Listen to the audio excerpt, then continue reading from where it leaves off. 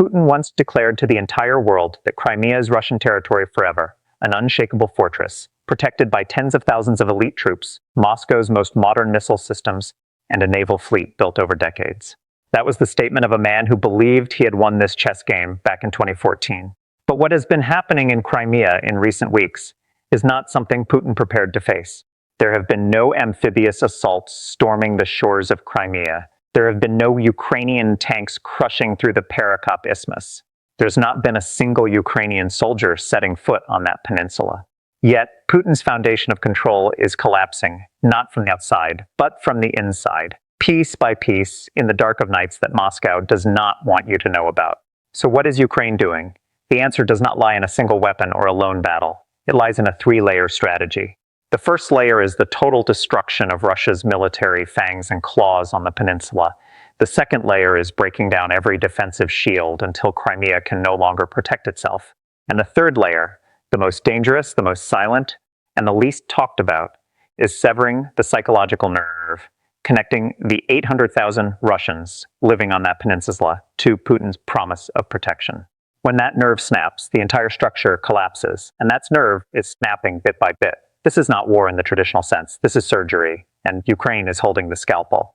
Let's start with what the Russian command in Crimea does not want you to know. On the night of April 28, Ukraine's Special Operations Forces, SSO, posted a short announcement on Telegram, and that announcement contained what Moscow has tried to keep hidden for many years. On the night of April 28-29, drones from SSO's medium-range strike units attacked a storage facility for Iskander operational tactical missile systems. The announcement read, then added a detail that made military analysts read it a second time. Camouflaged equipment located on the territory of an old missile base near the village of Ovrashki, 40 kilometers east of occupied Simferopol, an old missile base. Those four words say a lot. This was not an ordinary storage facility thrown up during the war. This was military infrastructure built back in Soviet times, originally designed to house the R-5 medium-range ballistic missiles, Moscow's strategic nuclear missiles during the Cold War. Reinforced concrete walls 60 centimeters thick, layers of earth on top, the entire structure was engineered to withstand the blast of tactical nuclear weapons. The Soviets did not build these things for fun. They built them so that whatever was inside could not be destroyed. And Russia's exploited that exact mindset when it decided to hide Iskanders there, believing the 60 centimeters of reinforced concrete and the earth cover would be an impenetrable shield against any Ukrainian attack. They were wrong. The weapon Ukraine used to shatter that belief was the FP2 drone, a product of Firepoint, the manufacturer behind the increasingly prominent Flamingo drone missile hybrid on the battlefields. The FP2 is equipped with a 105-kilogram concrete-piercing warhead, powerful enough to drill through the thickest reinforced concrete the Soviet engineers ever poured. According to confirmation from Militarny.com, the drones did not just breach the bunker shell. They penetrated straight inside and struck the Iskander launcher vehicles directly.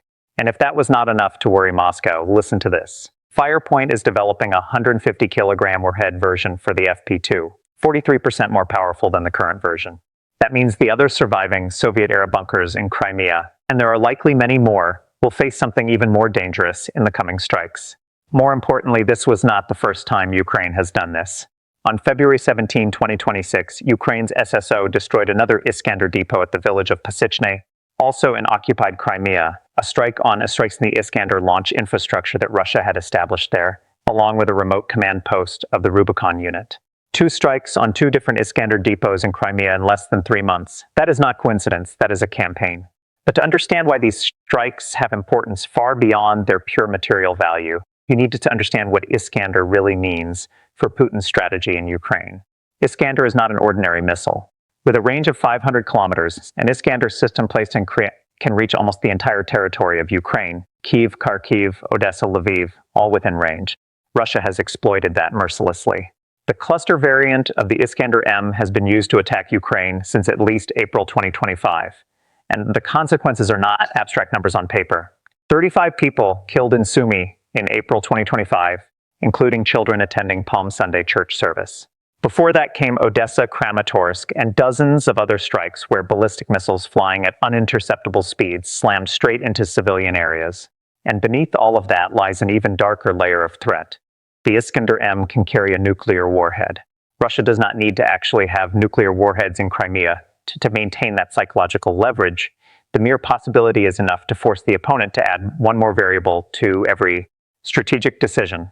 Every Iskander system still existing in Crimea is a silent reminder that everything could escalate in directions no one wants to go.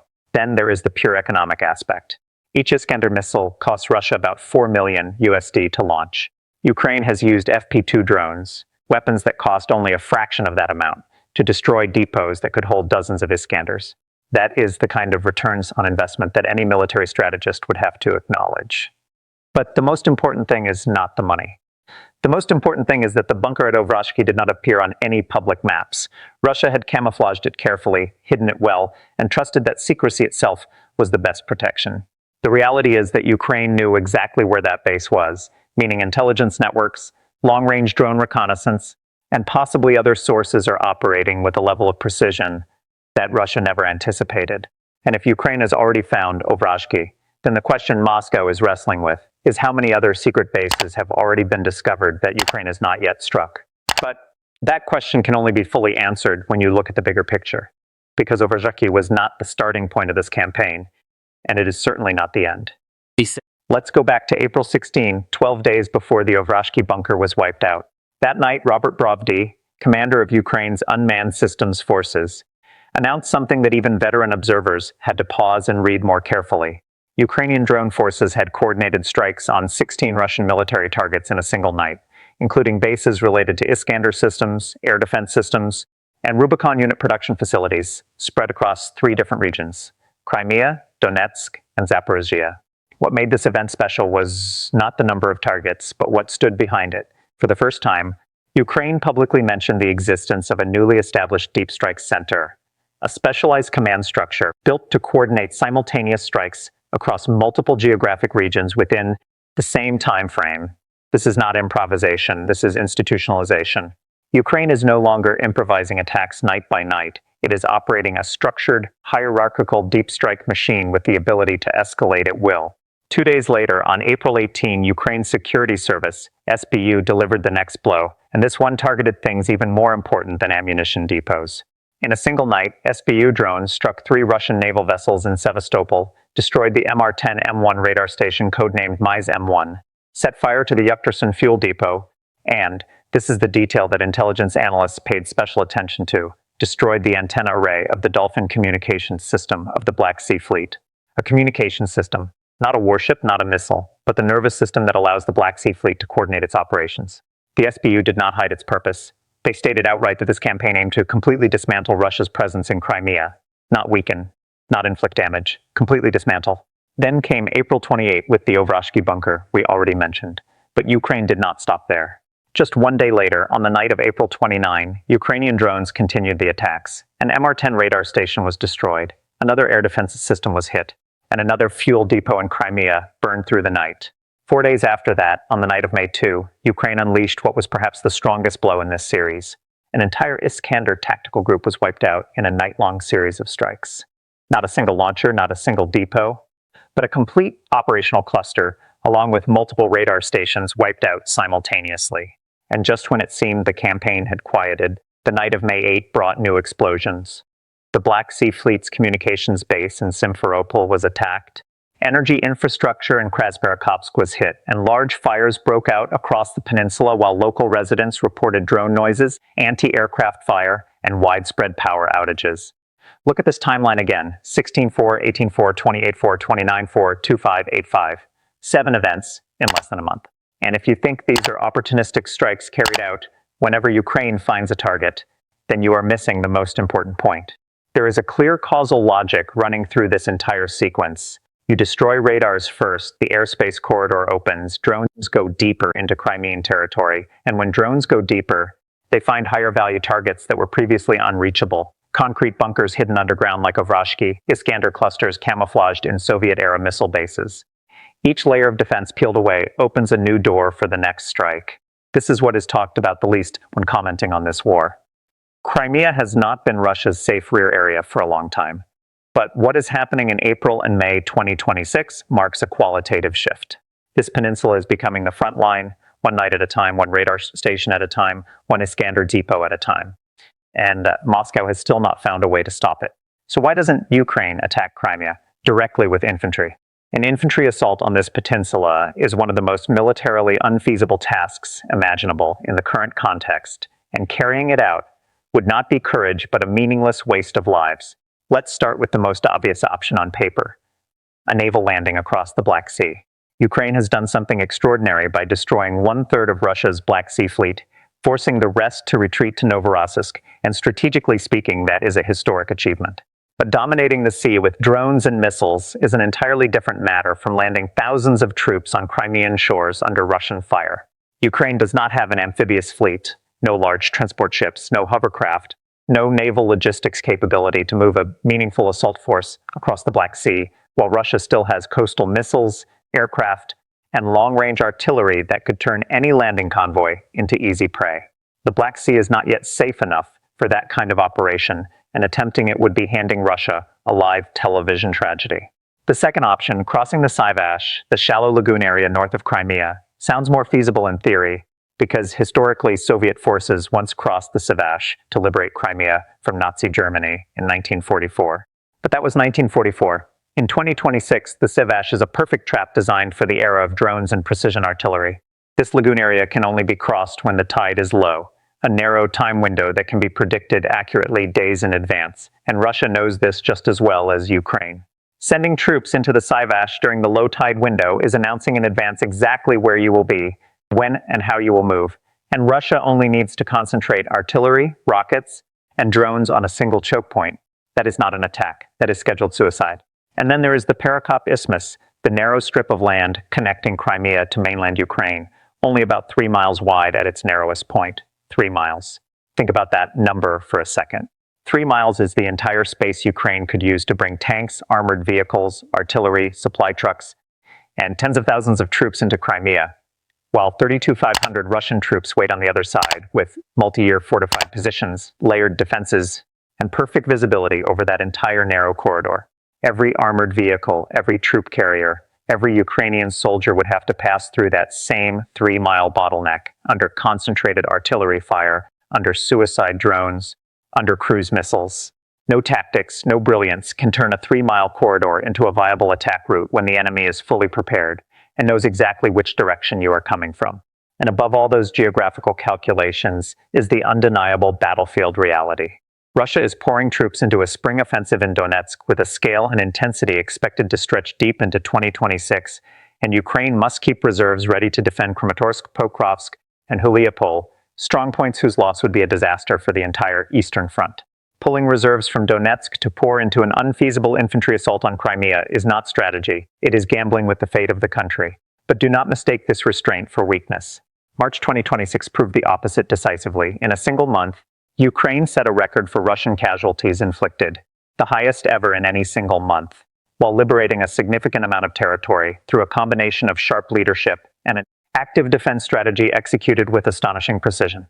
Ukraine has the capability, Ukraine has the will, but Ukraine also has what many armies lack most, the wisdom not to waste both on an assault that geography had already ruled unfeasible before it even began. And that is exactly why the path Ukraine is taking, the path that does not require a single soldier to set foot in Crimea, is not the second choice. It is the only choice that makes sense. And it is working. So if not infantry, then what? This is where we need to go into the heart of the strategy that Ukraine is implementing. That strategy has 3 phases, and each phase builds on the foundation of the previous one in a way that only when looking back at the entire sequence do you see its terrifying subtlety. The first phase has been completed, and it was carried out in the first 2 years of the war in relative silence, before most of the world understood the significance of what was happening. Ukraine spent those 2 years systematically destroying Russia's Black Sea fleet, not with warships, not with traditional naval forces, but with surface drones, long-range missiles, and a level of tactical creativity that military academies around the world will still be studying for decades to come. The result is 1/3 of the Black Sea fleet destroyed or completely neutralized. And more importantly, Russia was forced to withdraw everything that remained from Sevastopol, their most symbolic and strategically valuable naval base in the Black Sea, to the port of Novorossiysk, deeper in Russian territory, where combat effectiveness and deployment capability are significantly reduced. Sevastopol, the port that Putin has said many times, is the core reason for Russia to seize Crimea, has been turned by Ukraine into a Russian port where ships dare not dock. But Phase 1 did not stop at Sevastopol. In December 2025, the SBU announced what many experts consider the biggest leap in unmanned naval warfare since the conflict began. They used a completely new type of drone called Subsea Baby, operating not on the surface but fully underwater, like a self-propelled torpedo, to attack a Kilo-class submarine right at the port of Novorossiysk. The target was identified as submarine B-271 Kolpino. Think about the significance of that for a second. Russia withdrew the fleet to Novorossiysk because they believed the distance would protect them. Ukraine responded by developing a weapon that could travel underwater for hundreds of kilometers to strike right at that rear port. There is no safe place left. That phase has completed its mission. Crimea's naval shield has been removed. Phase 2 is happening right now, and this is the phase whose clearest manifestation is the series strikes from April to May 2026. If Phase 1 was isolating Crimea from Russia's naval power, then Phase 2 is the systematic attrition of all remaining offensive and defensive weapon layers on the peninsula. One radar at a time, one air defense system at a time, one Iskander depot at a time. And the pace of this phase is accelerating at an alarming rate for Moscow. Ukraine has doubled the number of medium-range strikes on Russia in April compared to March, and quadrupled compared to the same period last year. The cumulative result is gradually opening air corridors, wide enough for drones to reach places like the Ovrashki bunker that just a few months earlier were completely out of reach. And as the corridors expand, the number of accessible targets increases, creating a positive feedback loop that Russia is trying every way to break, but has not yet found a solution for. The clearest evidence that Phase 2 is working is not the fires in Crimea, but a decision by Russia itself. Since May 2024, Russia has stopped using the Kerch Bridge to supply frontline forces. That is an implicit admission that this route is no longer safe enough to operate as a strategic military supply line.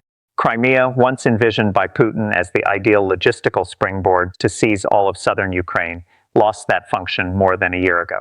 But Phase 3, the least talked about, least understood, and perhaps most important phase in the entire strategy, is what will truly decide the fate of Crimea. And to understand this phase, you need to understand a demographic reality that many people overlook when discussing Crimea. After annexing the peninsula in 2014, Putin did not just send troops there. He carried out a systematic and meticulously planned Russification campaign that was terrifying in its thoroughness. The tools of that campaign were twofold. On one hand, Russia offered special mortgage packages with preferential interest rates to encourage Russian citizens from the mainland to move and live in Crimea. On the other hand, native Ukrainians were systematically expelled to mainland Ukraine, stripped of property rights, and pressured to leave through dozens of other coercive measures. The result, as of December 2023, about 800,000 Russian citizens had migrated to Crimea since 2014, while only about 100,000 Ukrainians remained. Russians now form the majority of the peninsula's population. Putin achieved what he wanted demographically, and for a while, it seemed like an irreversible strategic victory. Changing the population of a territory is the most sustainable way to legitimize an occupation in the eyes of the world. If the majority of people living in Crimea are Russian, then the argument, Crimea wants to belong to Russia, becomes harder to refute. That was Putin's long-term strategic card, and it is precisely the Achilles heel that Ukraine is targeting. Because those 800,000 people did not come to Crimea out of love for geography or history. They came because Putin promised them that Crimea was safe, that life there was better, that he could protect them. That entire implicit agreement was built on a single foundation: protection. Putin can keep Crimea only as long as he keeps that promise. And that promise is breaking every day, every night of attacks, every destroyed radar station, every wiped out Iskander depot. When those 800,000 people wake up every morning and read news about the attacks from the night before on the peninsula where they live, when they hear anti-aircraft and drone fire, when they see the flames from attacked fuel depots, when they begin to wonder whether the only road out of Crimea, the Kerch Bridge, will still exist on the day they decide to leave, then the implicit agreement with Putin begins to shake. Ukraine is not targeting those civilians. Zelensky is not Putin, and Ukraine's targets are military infrastructure, not civilians. But every successful strike sends an undeniable message, one that needs no explanation and no propaganda. Putin cannot protect you. When enough of those 800,000 come to believe that message and decide to leave, the Russification process begins to reverse. When Russification reverses, Putin loses the final political justification for holding Crimea. And when that justification disappears, the entire structure collapses. Not under artillery shells, not under tank tracks, but under the weight of the simple truth that a promise was not kept. And this is where everything converges. On the night of April 30, the Ukrainian Navy posted a short announcement on Telegram in true military style. No flowery language, no grand declarations, but its content contained something that anyone who understands the geopolitics of Crimea would immediately recognize as a message more carefully calculated than any diplomatic speech. That night, Ukrainian naval drones attacked two vessels performing protection duties for the Kerch Bridge in the Kerch Strait. The first target was the FSB patrol ship Sobol, Project 12200, a light aluminum hull, 28 meters long, with a maximum speed of 50 knots, designed for interception and coastal defense missions. The second target was the anti-sabotage ship Grachonok, Project 2180, a type developed by the Vimpel Design Bureau specifically for protecting the perimeter around naval facilities and strategic infrastructure, equipped with the Kalmar sonar system, an APA detection station, 14.5mm naval machine guns, anti-diver grenade systems, and shoulder-fired Igla and Verba anti-aircraft missiles. These were what Russia placed between Ukraine and the Kerch Bridge, and on the night of April 30, Ukraine cut right through them. Casualties were confirmed by multiple independent sources. The Grachonok, 9 Russian soldiers killed, 2 wounded. That number exceeds the ship's standard crew, meaning there were additional personnel on board that night. Possibly supervisory staff, possibly technicians performing maintenance, possibly people who simply happened to be there. 9 dead. The Ukrainian Navy further confirmed. Both vessels suffered irreparable damage and casualties. The standard phrase in Ukrainian military reports, meaning the targets have been permanently removed from combat. Russia's reaction in the following days said everything that needed to be said. By May 11, Ukrainian blogger and Defense Ministry advisor Serhiy Sternenko posted photos that no one in Moscow wanted the world to see. The remaining Grachonok ships being fitted with makeshift metal cages, hastily welded steel frames, mesh covering the hull. Structures erected in haste by people who knew full well that Ukrainian drones would return. If that phrase sounds familiar, it is because you have seen it before on Russian tanks in Ukraine, where similar cages were desperately welded onto turrets and the whole world called them Komkok cages. That tactic did not stop suicide drones from destroying hundreds of Russian tanks on mainland Ukraine. And that tactic will not stop what is coming for the Kerch Bridge. Russia currently has 9 Grachonok ships in the Black Sea Fleet and another 4 belonging to the FSB Border Service.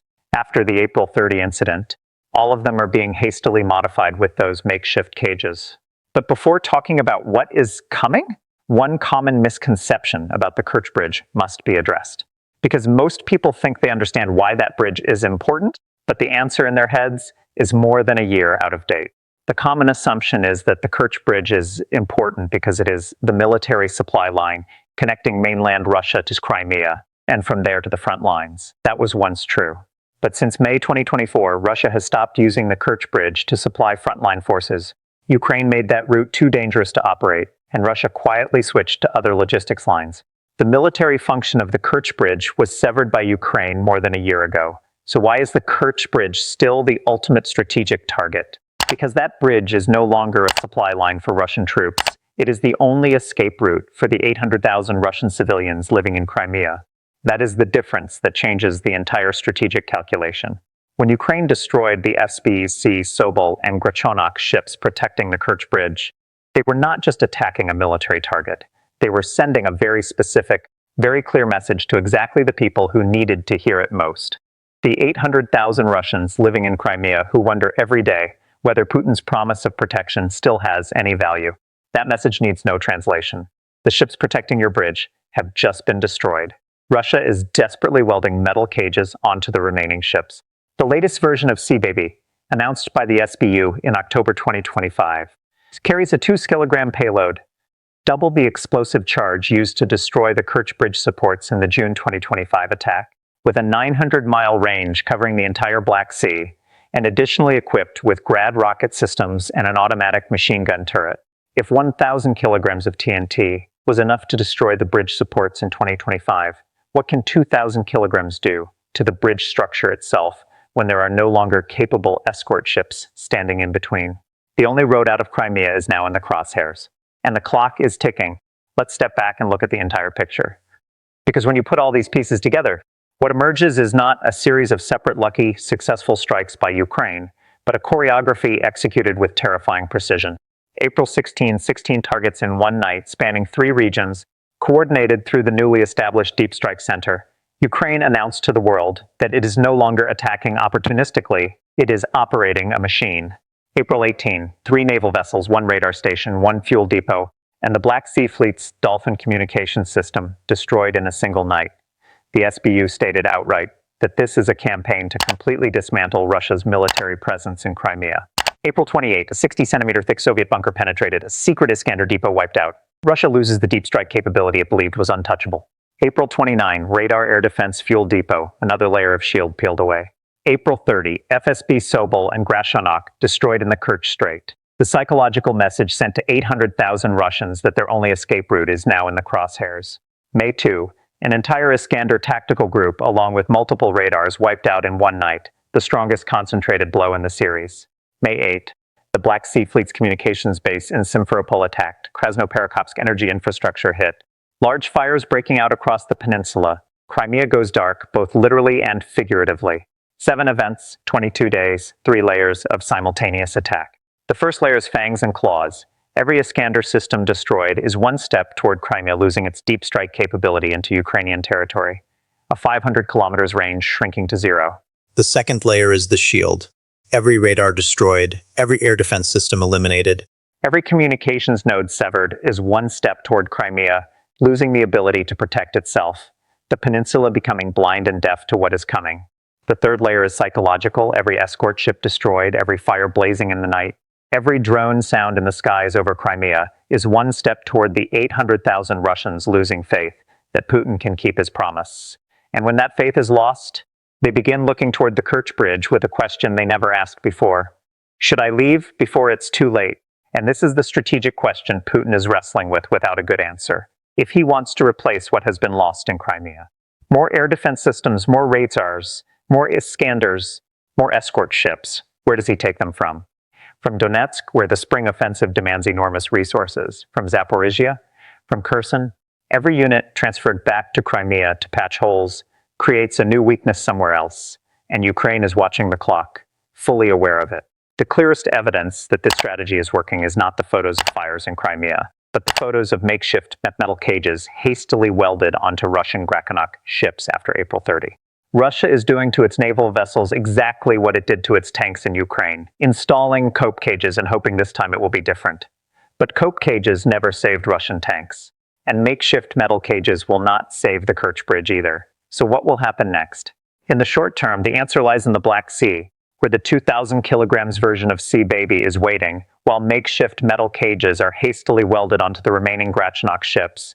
And anyone who has seen Ukrainian surface drones speeding across the sea knows that metal mesh covering the upper part of a ship will not stop something racing straight into the hull at sea level, carrying 2,000 kilograms of explosives with a 900-mile range covering the entire Black Sea.